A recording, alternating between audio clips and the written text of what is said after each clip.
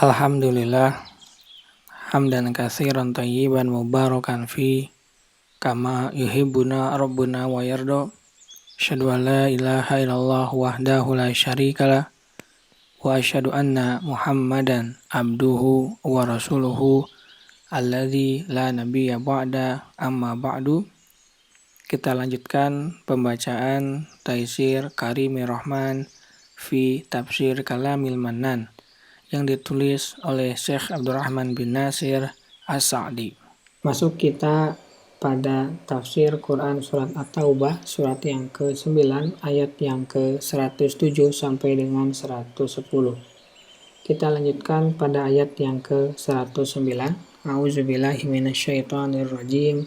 Afaman asasa bunyanahu ala taqwa minallahi wa ridwanin khairun amman asasa bunyanahu ala syafa jurufin harin fanhara bihi fi nari jahannam wallahu la yahdil qaumadh dhalimin.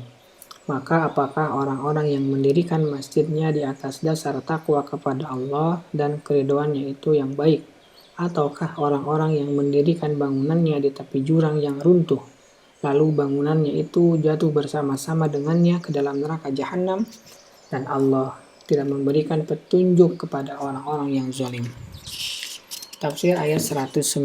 Kemudian Allah membandingkan antara masjid-masjid sesuai dengan maksud para penghuninya dan kesesuaiannya dengan keridhaan Allah.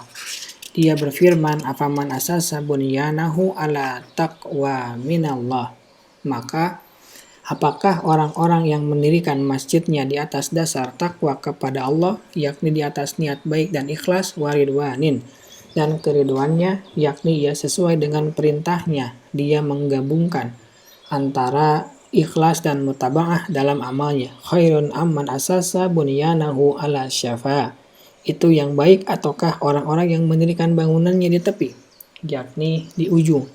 Jurufin harin, jurang yang runtuh, yakni yang rapuh, hampir-hampir roboh. Fanharu bihi fi nari jahannama wallahu la yahdil qaumadh dhalimin. Lalu bangunannya itu jatuh bersama-sama dengannya ke dalam neraka jahanam, dan Allah tidak memberikan petunjuk kepada orang-orang yang zalim. Yakni Allah tidak memberi petunjuk kepada apa yang menjadi kemaslahatan agama dan dunia. Ayat yang ke-110. La yazalu bunyanuhumul ladzi banau ribatan min qulufi qulubihim illa an taqatta'a qulubuhum wallahu alimun hakim. Bangunan-bangunan yang mereka dirikan itu senantiasa menjadi pangkal keraguan dalam hati mereka, kecuali bila hati mereka itu telah hancur, dan Allah Maha mengetahui lagi Maha bijaksana. Tafsir ayat yang ke-110. La yazalu bunyanahumul ladzi banau ribatan fi qulubihim. Bangunan-bangunan yang mereka dirikan itu senantiasa menjadi pangkal keraguan dalam hati mereka, yakni kebimbangan yang bersemayam di dalam hati mereka. Illa an taqatta'a qulubuhum, kecuali bila hati mereka itu telah hancur dengan penyesalan yang paripurna, bertaubat kepada Allah dan takut kepadanya dengan sangat. Dengan itu Allah memaafkan mereka. Namun jika tidak, maka bangunan mereka tidak menambah kecuali keraguan di atas keraguan mereka, dan kemunafikan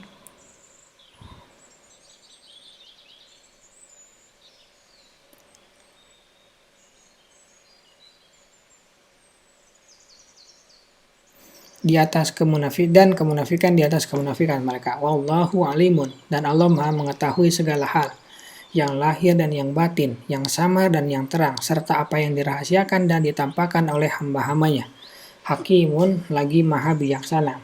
Dia tidak melakukan, tidak menciptakan, tidak memerintahkan, dan tidak melarang kecuali apa yang menjadi tuntutan hikmahnya, dan dia memerintahkannya. Oleh karena itu, segala puji hanya milik Allah. Di dalam ayat-ayat ini terkandung beberapa faedah. Di antaranya, haram membangun masjid dengan tujuan memudaratkan masjid lain yang di dekatnya, dan wajib merobohkan masjid dirar tersebut jika maksud orang-orang yang membangunnya telah diketahui.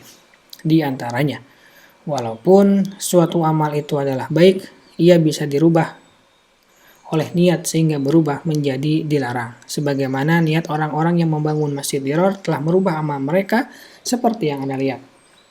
Di antaranya, bahwa segala yang menyebabkan perpecahan di antara orang-orang yang beriman adalah termasuk kemaksiatan yang harus ditinggalkan dan dilenyapkan.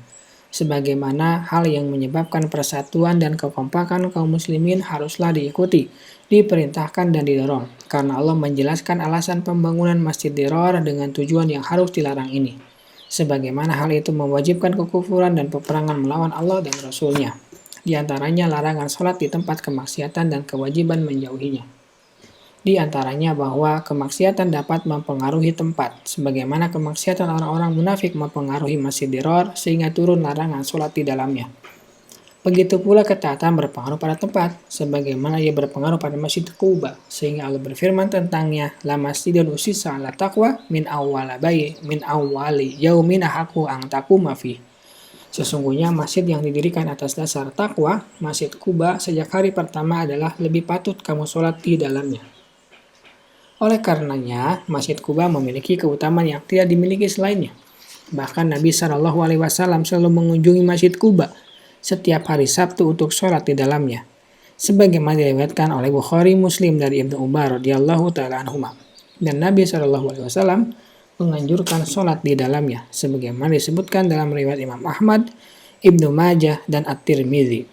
Di antaranya disimpulkan dari pernyataan ilat-ilat yang disebutkan di dalam ayat ini, 4 kaidah penting, yakni semua perbuatan yang memudaratkan orang muslim atau padanya terdapat kemaksiatan kepada Allah, karena kemaksiatan adalah cabang dari kekufuran, atau menimbulkan perpecahan di kalangan orang-orang yang beriman, atau mengandung dukungan kepada kelompok yang memusuhi Allah dan Rasul-Nya, maka ia haram dan dilarang, dan begitu sebaliknya. Dan diantaranya, bahwa amalan-amalan lahir yang timbul karena kemaksiatan kepada Allah akan senantiasa menjauhkan pelakunya dari Allah. Ia sama dengan terus-menerus melakukan kemaksiatan, sehingga dia menyingkirkannya dan bertaubat darinya dengan taubat yang sempurna, di mana hatinya terasa hancur karena menyesal dan bersedih.